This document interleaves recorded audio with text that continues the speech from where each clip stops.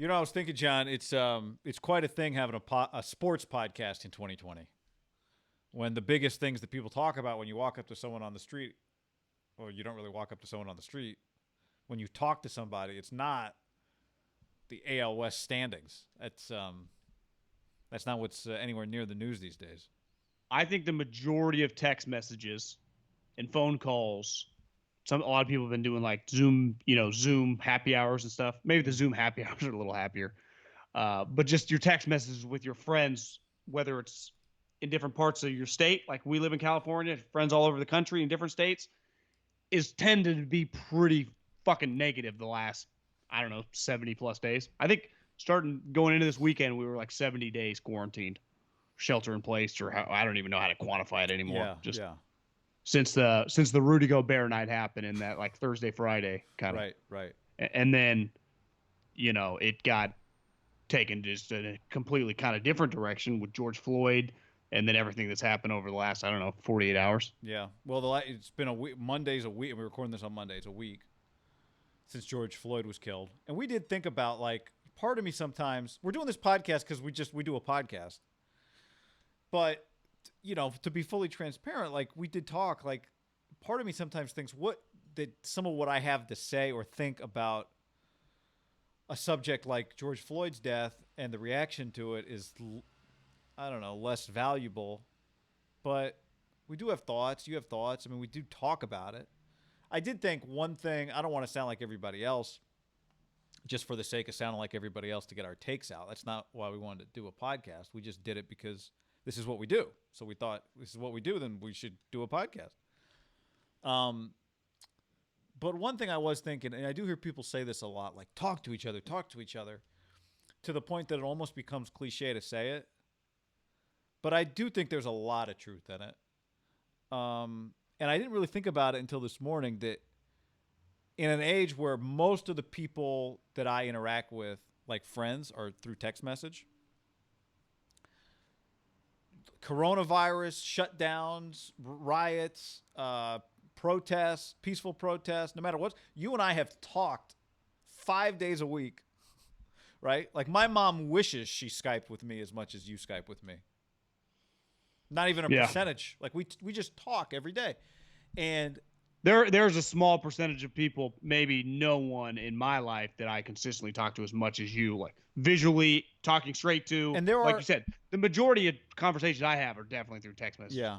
And there are things that you and I disagree about. There are things that we text about. And sometimes it's like, well, let's just, even if it's not like a major thing, it's just like something we need to work out. We're like, let's just Skype about it because it's just easier. It's more productive.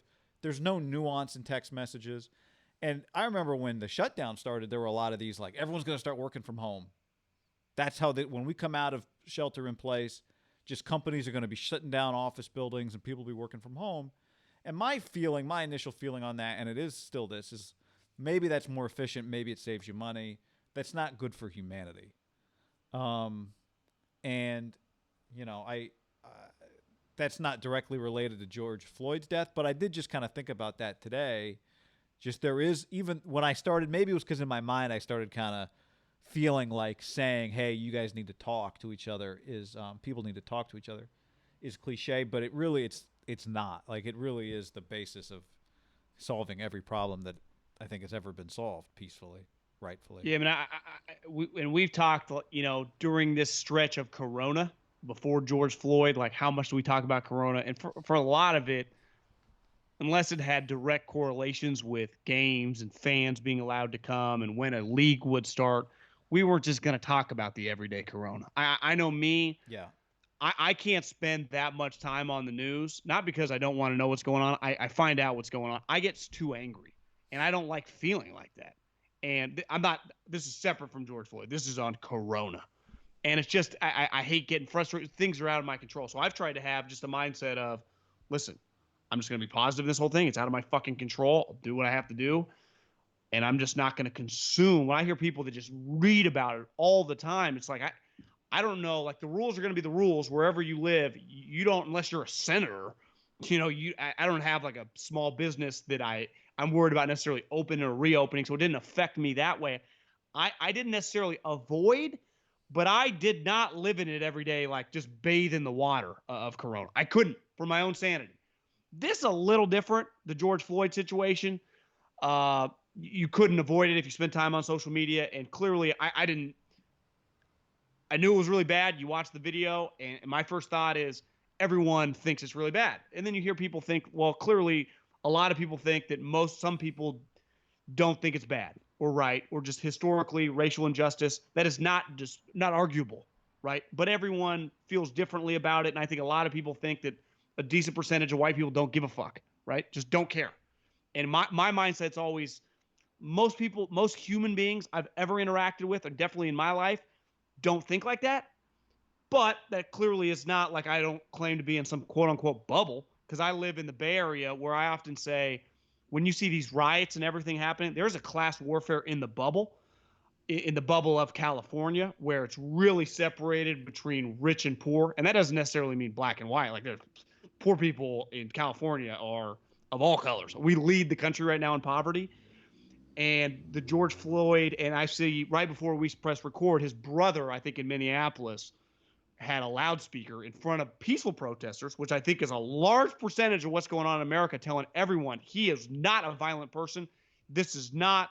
And I think the majority of things we saw the last like 48 hours, because I know internally for me, the reaction when you see an old woman getting beaten or an old man getting beaten in front of their business or something getting burned, it like gets away from where I think it felt like we were kind of headed in the middle of the week with George Floyd, with people speaking out about George Floyd and the protests that were clearly going to come from that, to where it kind of became, and I wasn't in town this week, but Walnut Creek, we had curfew. I think you were telling me you guys have a curfew. Yeah. San Francisco, the looters, obviously San Francisco, Walnut Creek, Oakland, all over the country. I mean, you couldn't turn on the news without seeing, it felt like it was way crazier, at least online in some other states, right? And like saw a really bad one in Philly, some New York, Minneapolis, I don't know. LA actually kind of had some areas. And it's, I didn't tweet much about it. What am I going to say? Sometimes I feel like what am I going to, everything is just, Twitter can just, and I've been turned off by Twitter over the last like couple months, in the sense of, like, back to what you said, there is a value of just being able to talk to people. And that clearly is an avenue that had been a huge part, I know, just professionally for what we do, to be an area that is kind of difficult to communicate. And it's when things like this happen, it's like, I have a hard time, but like, it's just, you kind of get overwhelmed and you don't know like what is really going on. Is this is a reflection of Molotov cocktails getting thrown at fucking into businesses? And then I just think the majority of people, at least that in my experience in life, are good people and are not that type person. So I even think sometimes the way the media works, and I'm not trying to blame the media here, but just what we see and what gets publicized sometimes can be somewhat of an outlier situation, though it clearly was going on everywhere with these violent riots and looting and stuff. But it clearly took away from the powerful thing that we all witnessed, online or whether you watch on TV, with George Floyd dying. Yeah, for I would say no reason. From everything I've watched, right, the vast majority of people that are protesting are doing it for the right reasons. Yeah, I think the overwhelming, I think you'd be in like the 90 percentile. Yeah. Right. Yeah. You might be closer to 100 than 90, honestly. And then you have these group of just, to me, that's where it clearly creates this, for me, like this, I mean, and they say, well, it's not up to you. You should feel uncomfortable. And again, I just feel uncomfortable watching any human getting beaten or their fucking shit burned. Like, it's just, I don't even know what to come back to beside like, I just know that's not right. Yeah. I mean, maybe I can connect something that I hesitate to even say it, but there is life and death, and there is overt racism, and there is all of that stuff. I think some of what I took away from what Kareem Abdul-Jabbar wrote in the LA Times article, one thing he said was, this was not his quote, he wrote it better than I could repeat it, but basically what he said is some of what you're seeing is is frustrations bubbling over. And one thing I thought of just in a sports context, although this is not a sports thing, but like if we took 130 athletics directors, the FBS, the people that hire the football coaches in college football, right? If you talk to all 130 of them, and I gave you a notepad and said, just here's a category: racist, not racist. Interview 100, just talk to them, get to know them. You got to know all 130 of them. How many would you go racist, not racist? You're saying if we interviewed every AD? Yeah, if you just got to know 130 ADs, how many of those people are overt racist? I'd bet not many. However, there are, on a given year, 10 to 15 black head coaches in college football, right? So a very small percentage, 10 to 13 to 15%. I think this year might be like 13% with like 6 black coordinators. And 2 of those are Herm Edwards' co-DCs. So the Pac-12's got to be really high up there in percentage of their conference, yeah, the right? Pac-12 has 4 black head coaches, but he was replaced by Carl Durrell, and that's tied for the most in a conference. So my point being, like, there's a difference between George Floyd getting killed, overt racism, and just kind of some systematic issue that when we went individually to all those ADs in my hypothetical, you go, yeah, I don't think these are a bunch of racists. And yet as a group, you'd say, well, it is kind of something's wrong, right? In a sport that has so many black athletes. I don't know what the percentage is, but I would imagine predominantly black athletes. That I think it's over 60. That the head coaches are 10 to 13%. Like there's something's off there, right? And I think that's a lot of what people have been saying for a long time now. It's like, just because you're not an overt racist doesn't mean there are things at play here that make it harder for a black person. Well, we talk it all the time with the Rooney Rule and just getting people interviewed and why it's so important to get people in front of these other people. And I think they don't know them. They don't run this. That's kind of the point of all this, right? It's like, hey, you are not a racist. You or you or you or you or you, but that doesn't mean that there aren't things at play here that make it harder for a black person to succeed. Forget about just, I mean, that's not even addressing, right? Just like safety, or if as a white guy, not that I go jogging, John, but if I wanted to go jogging at 8 p.m. in my neighborhood, I wouldn't even cross my mind that maybe I shouldn't do that. But a black person, that probably does cross their mind, right? So though I think that's part, when I go back to talking, and like part of this is obviously not, again, I'm so hesitant to sound cliche, but listening. But I think that's what a lot of the in-between is. Because like you said, most people watch that George Floyd video. If you got the stomach for it, you go, oh, that is, who would argue against that being okay? Or who would argue for that being okay? See, and my answer was like, I wouldn't know one person that would. And then someone would come back and be like, people do. Yeah, people maybe people do. But and yet there is a much larger. So if we all agree that's not okay, then why is there a problem? Well, again, the head coach thing I'm just using as a microcosm for, a lot of the frustrations that I felt like Kareem was referencing. But yeah, I don't know if it's right to connect those two or not. But that was just one of the. What didn't he use the like racism, like dust in the wind? Yeah, you don't really feel it, but it's there, and then sometimes it'll make you cough, and you just realize that Kareem Abdul-Jabbar is a pretty smart guy. Yeah. That when you say and I've heard this a couple times in the last 24 hours, the tensions have boiled over. It's boiled over. Which I would agree in the sense of like when you hear Steven Jackson, who knew George Floyd, how about that was his boy. It's crazy. But you see him get up, goes to City Hall in Minneapolis. Like, okay, to me, there's a difference between that and like people are mad, they want change, they'll do whatever it fucking takes. And like when I see these loons taking hammers to win, like that is I don't even think they care. And that's when I've seen a lot of like people. Carl Banks, former New York Giants linebacker, was tweeting like there are 2 separate entities right now. There are the people that are protesting for the right reasons and do whatever it takes that aren't necessarily looking to fucking cause other people harm. And then there are this other smaller group that clearly feels like it's all connected, and it's not really. Like, I'm sorry, if you're walking out of Foot Locker with like 3 pairs of J's, are you there for George Floyd, or are you there to get some free shit? And that's where I think creates, and then the visuals on social media and the news creates all this crazy thoughts for people, which just make this whole thing get out of control. Yeah, because those people, the impact they have on the conversation is disproportionate to the percentage. Well, it's huge. Their impact on the conversation is it immediately takes up a large percentage of it, right? But I think that isn't that unfortunately how a lot of this stuff goes. Like it becomes this whole other thing that is almost in some ways can distract from the real point of what the discussion is supposed to be. I just thinking a lot about it over the last 24 hours. I think it's a combination of one, we were just in a position around the country of just being locked up for this thing that was clearly felt bad at first. For everyone, kind of like this Corona thing was coming. Then it immediately, like everything does, becomes really political. So then you become split on it, right? And then that was just became a very divisive issue, just the coronavirus.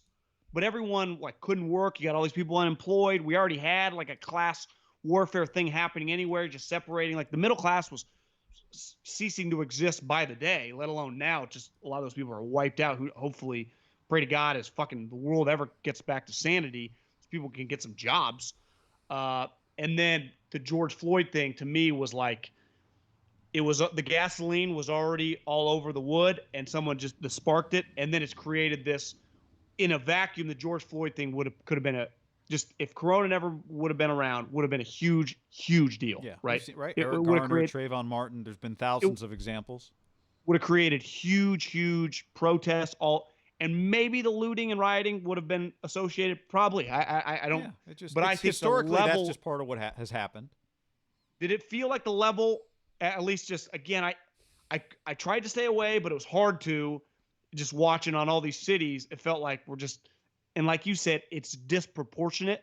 Like you just feel, you see some of these images that are just like, if you're a human being, I don't know how else to describe, like it fucking hurts you inside. You just feel like, and it's one thing to feel uncomfortable because of racism.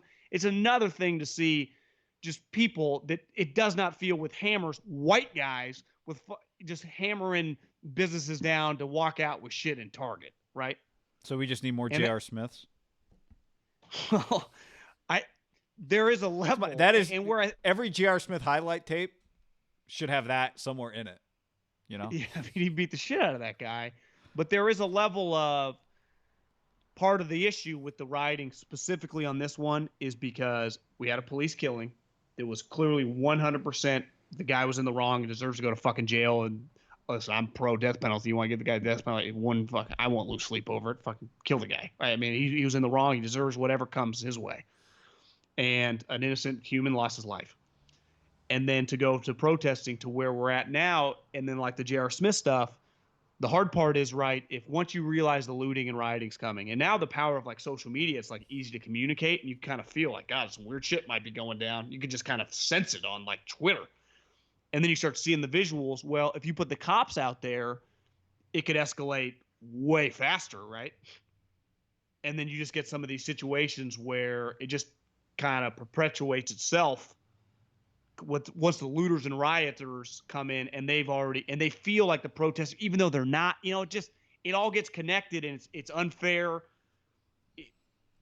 Just to me, the timing of everything with the Corona has just led to this powder keg that fucking exploded all over the country. Yeah, I guess, in the end, you hope that something good comes of it. But, and I hope that, right? I think we hope that something changes for the better. We've seen it many times to this point, and I think that's probably part of the frustration is people, African Americans, feel like we've been fighting this battle. We thought maybe we were making progress. Have we made no progress in 40 years? Yeah, I mean, because kind of, like one thing I was telling you, like I was thinking about, and you and I were on the radio every day while Colin Kaepernick was kneeling and talking about it every day, right? There was it was just part of the deal in the Bay Area and really around the country. And, I think probably that heightened this idea of this phrase that now everyone knows the phrase. I don't even know if everyone knows exactly where it originates, but aka stick to sports, right? Yeah. But sports have always been, because everyone always references Jordan. Jordan said Republicans wear sneakers too, which I read another quote a while back that he didn't even, whatever, it's an aside. But sports, there has never I've read too that he didn't verbatim say that. Well, he didn't mean it in the way that it became, but whatever. But like sports have always been a part of social issues. Jesse Owens, going back to Jesse Owens in the Berlin Olympics, right? And Jackie Robinson and Muhammad Ali and Well, to Tommy me- Smith and John Carlos and Bill Russell and on and on and on and on and on. And part of it is those are people with a platform. The athletes are people we feel like we know. And so they have the ability to say something and people go, oh, that's coming from Bill. We know Bill. We know who Bill is. Bill has the ability to be a leader, Russell, or whoever. I mean, what Jaylen Brown did was, like it's one thing to send a tweet. It's another thing to drive 15 hours and lead a protest. I actually think, and I've been thinking about this over this weekend, is that Twitter and social media, where all these guys now, because none of these sports are going on, no matter what they say, it just it just becomes divisive, right? There's just everything's split, right, or wrong, or indifferent. Yeah, you're on a side. And even if the thing you say is in the middle, now you're on the side of you're not saying anything. Where in our lifetime, when bad shit happens, sports never pause like this unless there was a strike, right? They usually were just going on. And usually it's the one place where every fucking person in the community, if you live in your community, just root for the Niners or root for the Eagles or root for the Lakers, right? It just brings it. And then those guys get up and they've always had opinions, like you said, but they're all kind of unified. And you realize there's LeBron standing right next to Frank Vogel, or there's Dak Prescott standing right next to Mike McCarthy. And it just, even if it was OTAs or the playoff, it just kind of feels like a unified issue because they're all kind of working together. And we don't have any of that going on right now. It crossed my mind with sports being away from us. Not saying that they would have, if sports would have been going on, this wouldn't have happened. That's not what I'm saying at all. I just wonder, as this goes on, who knows? Like, I end in sight. Fuck, I got no clue. I just wonder if they could simmer the fire a little bit just by talking and being, because they're on TV now, right? They're doing a post-game press conference instead of doing. And the nature of sports is you're together with your team, right? And it's just, and fans are together. It's the one play. I say it all the time and fans are together. When I worked, and I don't think athletes look at other athletes. It's just not. When I worked in Fresno State and the Eagles, I never heard one racist comment about another player. It's just you're all kind of together. Now, clearly, what about, what was the one guy, the receiver for the Riley Cooper? I wasn't on the team then. But yeah, that was bad. I was gone. I meant more like I know what in the you front mean. office, You're saying players. Sports is sports, first of all, is a meritocracy. Yeah, especially specifically players. It's players. Yeah. Coaches is different because it's a little different. But it's a meritocracy, A, and B, it is just there is a locker room, and it's either you figure out how to work together and be a team, or this is gonna fail, right? Well, like you going to Niners games this year, you just see people. Everyone's fucking wearing red, black, white, Mexican, whatever, Latino, Indian, wherever you're from. No one even thinks about it, and it's just. I do think it plays a huge role, and I know people love to poo-poo, oh, it's just sports or whatever. We don't. I mean, it's everyone, like the people involved with sports don't. They're like, that's pretty big business, because it is. But it's an easy one to be like, oh, it's just a game, just play the game. It clearly means more to that than society. It's why when like Kareem writes that, it is so fucking powerful. It's Kareem Abdul-Jabbar, one of the best players ever from the fucking Lakers. When he just wrote that, it pops. Right when Richard Sherman talks, it just kind of resonates. You know what? Since we do our podcast, it's on YouTube. If you're watching it on YouTube, you made a point to me before we started about something Richard Sherman tweeted. I'm going to put it on the YouTube video right now because I thought it was really. This is where when people say this is my. I didn't really think of it until just now, but when I like why sports can be so valuable in social issues is because you feel like you know the people. And I have the tweet up. Do you want me to just read it? But you're the one that mentioned it to me. But Richard Sherman tweeted, "It's curious the way I'm treated in public when I have a mask on and when I don't. When I wear a mask, I feel the tension that I've felt since I was a child. I can feel the looks I get of people who assume I'm a threat. But when the mask comes off, suddenly I'm not a threat."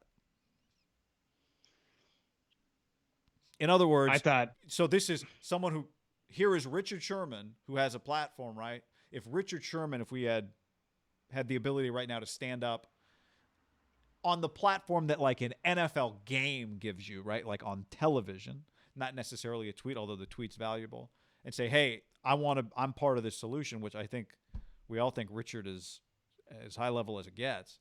Like there is a value to that, to Richard saying, this is how I feel. This is how sometimes you make me feel. You don't even realize you're making me feel this way, but this is how I feel. This is the point I'm making here goes back to the stick. About that like guy. Stick to sports to me has never existed.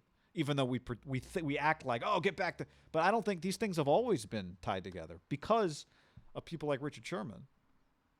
I thought he put it really perfectly there because when you think about it, with Richard Sherman's mask off, I think he had another tweet like, the sport I play, the education I have.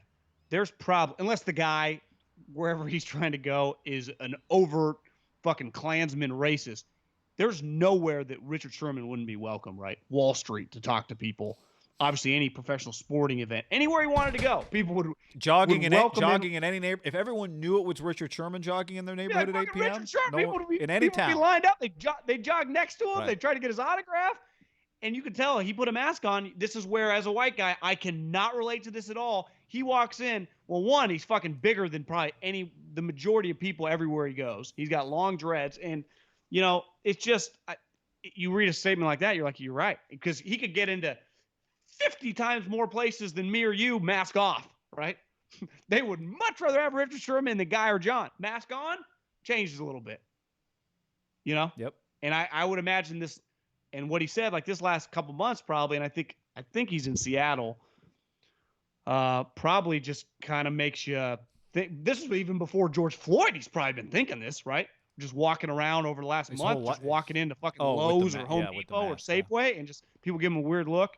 Then he probably gets out, picks off, and people run, Richard! I mean, everywhere he goes, he's the most famous guy if the mask's off, and everyone's going to, even the people that hate him, it's like Steve said about Kevin Durant, you get fucking Joe the Egghead Twitter account to next Kevin Durant, they'd be kissing his ass. So even if you don't like Richard, you saw him in person, you'd be Right. That was from the Ethan Richard, book. what do you think? You'd give him some Niner, you'd say something about football. Mm-hmm. I'd say he'd be one of the more recognizable athletes, like some of the NBA guys in all the sports, right? If he just walked in somewhere. Yeah. So it just, I don't know. My thing though is, it just, I don't know, like change, has anything really changed, right? Since the last time, like Ferguson happened, the different things happen. Like, I don't know. Maybe this is just cyclical, and it's just tough for cyclical in the sense that these events happen and then people get so angered and pushed again, as they should, because nothing's changed. Like, are we just going to head down? Why would this time be different? I don't know. Yeah, and that's where I think the guys do get frustrated, and that's where I like to separate the frustration and fucking Steven Jackson leading a group of people, and then guys taking hammers and sledgehammers into people's homes, or cars, and fucking lighting things on fire. Like, I differentiate the two. Sure. Yeah. And that's where I think it's hard sometimes with the news or social media, where I bet younger people, the majority of their information is coming on social media. It feels like it's all kind of under one umbrella, and it's just not. And that's the whole sad, shitty fucking part about the way everything's played out. I think part of change, and this is what makes it particularly frustrating, is it takes. I don't know if this is right or not, and I've kind of started to doubt. I mean, I definitely believe this, but to a degree. But I've thought that it takes like generations, right? Like, you are not going to go, in all likelihood, find somebody who's been a racist for 65 years. And now we're not talking about systematic. We're just talking overt, and be like, you know what, man, you got to change. No, I'm not saying nobody can change, but I think it takes like kids who grow up in a different environment, then raising their kids to believe differently than their parents believe, right? That kind of evolution. And the frustrating part is, you would have thought, like, over the last 40 years, maybe there would have been some of that. Maybe there has been, and it's not so much about the individuals, but about, kind of the systems that are in place. But I mean, maybe I sound naive. I do think our generation and younger grew up dramatically different. There's no question. But that's my point, is you would have thought, like, okay, then shouldn't this be better today? If it's been 40 years and our generation did grow up different than the generation before and the generation before and the generation before, shouldn't it be better than this? That's the part that is disheartening, I guess. It's also where I get back to, like, I can't relate, Guy. And I know you can't either. And I know fucking everyone in our life that I keep close to me. I know people I don't associate with fucking people like that. So I have a hard time. Like, I don't even. But I'm not even talking. I guess what I'm saying more. No, I know. But go ahead. I think there is an element to this, like for cops, for example. Isn't there part of it, like, there are just, I think sometimes when this stuff happens, it gets painted like a large majority of them are kind of scumbags and bad people. And that's another thing where I kind of struggle with. It's indisputable that there aren't bad fucking seeds, right? And there aren't bad, like that guy that did that is a loser, scumbag. He's a criminal. And I think he's in jail right now, third degree murder. Hopefully they get it to, first degree, whatever. I'm not a lawyer. I don't know exactly, but I think this guy's going to get what's coming to him. We hope. I mean, I think people would immediately push back. Well, look at historically, that doesn't happen. And I mean, hopefully it does here. I think everyone I know is rooting for it. So, but then I think with a cop, this is where I struggle with. But can I interrupt? Sometimes, let me just say, like, take the George Floyd part out of it. I'm just saying, to the point you made, I thought you made a good point, right? Like, before George Floyd was killed, what Richard is saying is, like, I was just walking around with a mask on. I felt uncomfortable. And that's the point I'm making. Is like, I would have thought if the generations over time are like, we grew up very differently than, right? People grew up in the 60s, whatever, on and on and on and on. By now, hopefully black people wouldn't feel uncomfortable walking around in public. Like, I'm not even talking about George Floyd in that standpoint. I'm just, because I thought that was a good observation, right? Like, Richard's probably been feeling this way for 2.5 months, and he tweeted that. That's where I thought, I think it's back. If that hasn't, I think it's back to what Kareem said. It's back to what Kareem said about the dust. Yeah. It's just there in the air. And it ain't, maybe before it used to be really, really thick. Maybe it's a little less thick now. It's like Corona. But you fucking can't see every it. once in a while, every once in a while it'll come and you'll just like, holy shit, it's everywhere. And I think they would tell you, Richard, what he's saying is he feels it. Yeah. It's all, and I can't. This is where it gets tough as a white guy. Like, I can't relate. I can't relate to ever. It never crosses my mind anything. Should I do this? Can I do this? I just do. I was talking to and I've had a couple moments, immature moments, probably in my 20s, where I got pulled over, and looking back, I didn't hesitate to kind of fucking clap you right back. felt like, the what's cop. the worst thing's going to happen? He'll just give me the ticket he's giving me anyway. Right. I felt like, fuck this guy. This guy's screwing me, even though I crossed a thick white line or whatever by Golden Gate Field in one, and another one I rolled the stop sign, but I didn't flinch to get aggressive. And that's immediately everything I've read, Marcus Thompson, there was Athletic, had some good stuff. Like, I can't relate to, like, I better be on my best behavior here, because this could escalate. If anything, I'm the opposite. Yeah. I'm instigating and he ain't doing shit. Right. So I can't, that's kind of, and the last time that happened, I consciously thought about that and was just, I just, not that I was like, that I'm privileged. I was aware. Just actively not, I was just nice to the guy. I was in the wrong. I'm not going to fucking argue with the guy for being in the wrong. Because I do think those guys, just in general, can be put in some weird situations. And I think you're seeing it right now, like with the rioters. You see, I've seen some people tweet about, and again, I'm not trying to judge everything that I see online, because it's really, really difficult. But there are just situations when people are like, I don't know what the right answer. I try to put yourself in that guy's shoes. Let's say you are a good cop. You have fucking no racist bone. You would never treat anyone differently. And you got people throwing stuff at you. If you hit them like that, it's going to go viral, and you're going to be called a scumbag on social media, right? Yeah. Because it feels like I saw that this weekend. Yeah, I think that stuff is really important stuff. But I think it's probably a small fraction of, like, the bigger picture that everyone's really. It's not a small fraction, but it is just a part. It's not the whole thing. It's not the whole piece of the pie. You're saying those videos or whatever that are going viral. Yeah, I mean, I think we've not talking about arrived George there. Floyd. We've arrived at that, stuff. right? George Floyd's death was the thing that. This is the latest thing that made it all blow up, but it's. The frustrations of the people that are sharing their frustrations is more than just that. And I think that was kind of Kareem's point, is it's all this, it's a lot of stuff that doesn't get broadcast, that isn't a death, that doesn't get punished, that doesn't involve evil, that just is unseen and unfelt by so many people. Maybe don't realize it's happening around you. I'm positive. If it's not happening to you your whole life, it's less recognizable. I was talking to a buddy of mine last night who said that he was talking to he's a white guy. He's like, I called a buddy of mine, former teammate that's black, and just said, I don't like this idea that if I'm not tweeting about it, then I don't care, or I'm on the wrong side. And, the response he got, I thought it was interesting. Good insight was just, look, man, all you can do if you're just a white guy, not all you can do, but one thing you can do is you can just exist in whatever world you exist in and try to make that little world, the people you talk to, the examples of non-overt racism, if you own a business, the things you can do to make sure that everybody feels comfortable working in your business, coming into your business. If somebody says something that you recognize, maybe they're not an overt racist, but they're saying something that implies they don't quite recognize what's happening around them. His advice was just handle that shit. Like, just start there. Like, that's a start. I don't know if that's right or wrong. I mean, it's not wrong. It's definitely not wrong. Yeah. Because I was kind of sharing my same thought with him. Is like, if I'm not,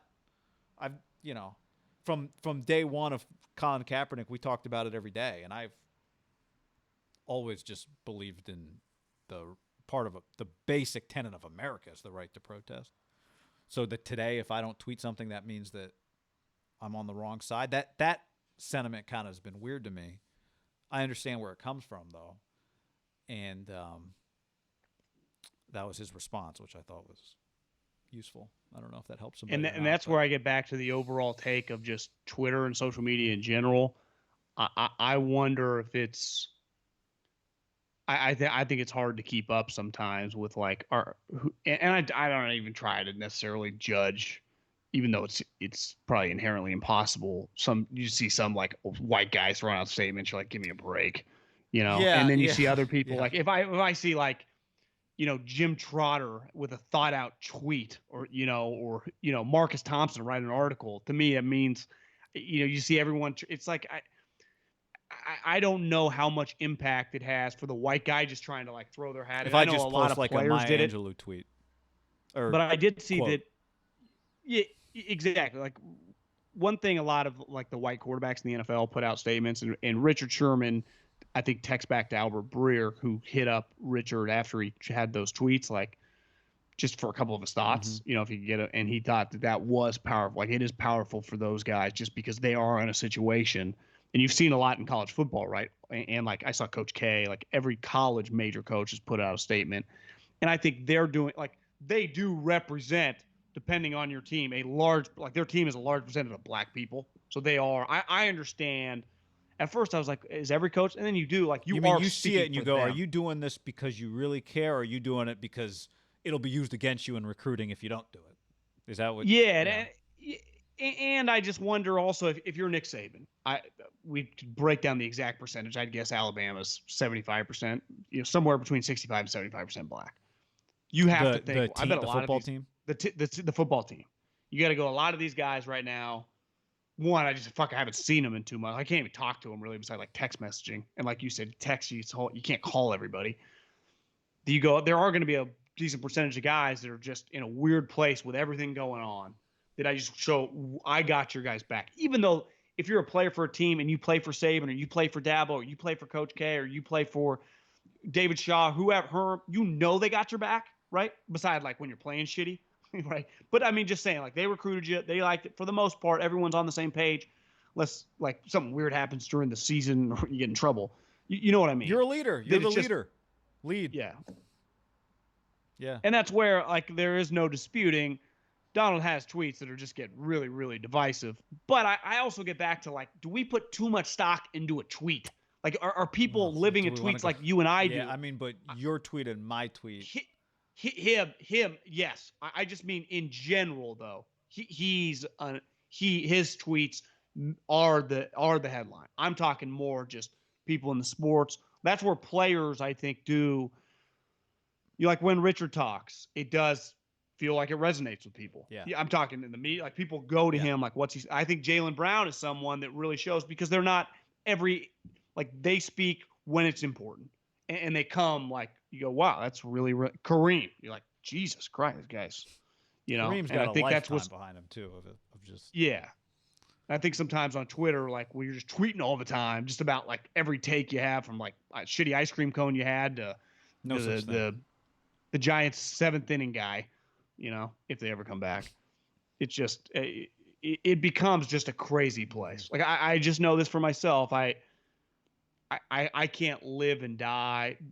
the riots are a lot different because it's like your community and stuff, but like the Corona stuff, I had to take a step back because you just get so angry and just it puts you in a weird place. I hate we feeling made. like If that. you listen to our podcast, you know that maybe you knew it, you didn't know it subconsciously. We made a conscious choice. We are not. This is not going to be our Corona thoughts 3 times a week on this podcast because we're not.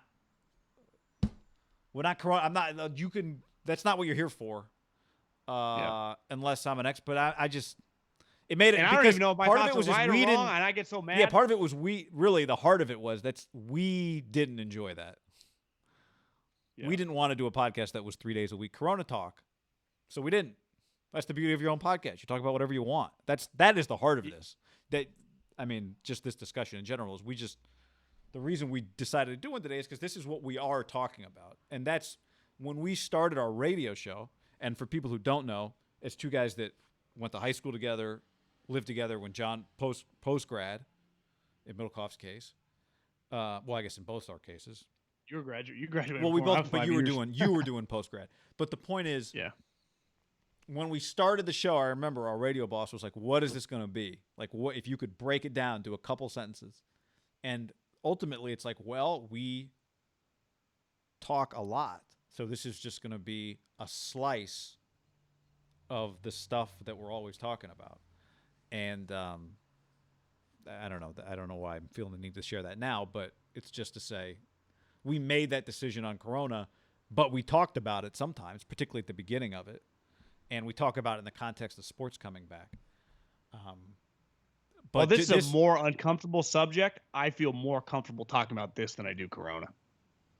Yeah, because despite being a white guy having and not basic being able to relate to humanity Richard Sherman, gives you a perspective. As long as you understand, like, there are things, I'm sure I've learned things in the last 5 years, 10 years, 20 years, whatever. I'm sure it's guaranteed that when we talk to each other about it, there's stuff that we just can't know, don't know, miss, unless we listen to other people who have a different perspective on it. So I don't know. The point being, I'm sure we missed some stuff. You can share, if you're listening to this and you have a different perspective than us, you can share those with us. But we decided to do the podcast today because we're like, in some ways it's a tough thing, but in other ways it's really not that complex. It's actually really, to your point, it's very simple. It's not that tough. But I also think, like, we got people listening in San Jose. They got fucking lockdowns there, right? Of just so people don't take out the mall. We got people that live in Sacramento. They've had some everyone. This is something. You're saying you hope a guy who's gonna bust in Westfield Mall listens to this podcast and changes his mind? No, I'm saying I hope we don't have people busting down. I just think a lot of people our listener, they're just this is. We hope we've cultivated a reasonable listener. Is that what you're? Yeah. Well, I just also think it's just what's happened over the weekend definitely became, not that Corona wasn't. I mean, it changed our lives. This one though became on a level of it just there was a safety element where you started thinking, like, are they coming residential? Are they coming from my home? And then you start feeling bad for the people, like, again, back to George Floyd's brother, like, this is not what this was about. But ultimately, is it helping? Is it hurting? It became one of those where I don't have any answers. Yeah. But I have feelings. I have emotions. I think if there are people that want to distract from the point of the cause, then grabbing onto looting or fires or whatever is a good way to distract people from the point of the cause. But it's clearly not the point of the cause. Not naive enough to hope that, like, everyone would not be racist and no one would fucking hurt anyone's business. All right. I mean, that's clearly got scumbags. Though, and again, I hate saying this. Most people I know, and I really do believe this as a whole. Now, I'm not saying we can't have bad moments. I do think most human beings are good people. I really do. I'm not just but I would say I would go back to, like, I don't think when, like, Richard Sherman's, I'm not talking even racism. I'm just saying that I do think people want to do the right thing, just as a whole, as society in 2020. And maybe I'm naive, maybe I'm wrong. I think you're probably right. I also just think most people don't. It's really hard to put yourself in somebody else's shoes, also, and 100%. Right. I'm you can talking be a good less person about, who doesn't understand how to put yourself in somebody else. That's normal. I'm talking about if Richard could have, like, pulled down his mask in the Safeway and been like, "But why the fuck are you looking at me so weird? Made look, somebody aware Richard of Sherman. how he feels. Yeah, he'd be like, Jesus Christ, I don't even think. Yeah. Yeah, That'd be a valuable service I to do that person, probably. I do believe that. But he'd be like, Now, why is there are that gonna what be- I have to do? I have to go around telling people you're looking at me weird? 100%, and that's where it's like I can't. But he just said I got it. nothing. He Hopefully did. people recognize the message. Might apply to them, too. I did. I mean, fuck. I was like, God damn. I'd never thought of it like that. On to George Kittle's contract? Yeah. So we did a YouTube video on Monday that we're going to include in this podcast. If you are watching this podcast on YouTube, we'll link to that down in the description, the George Kittle video. If you're listening to this podcast, then you'll hear that audio coming up next. Before we get to that, though, let's just tell the people the podcast is brought to you by Raycon earbuds. Buy Raycon.com/ham.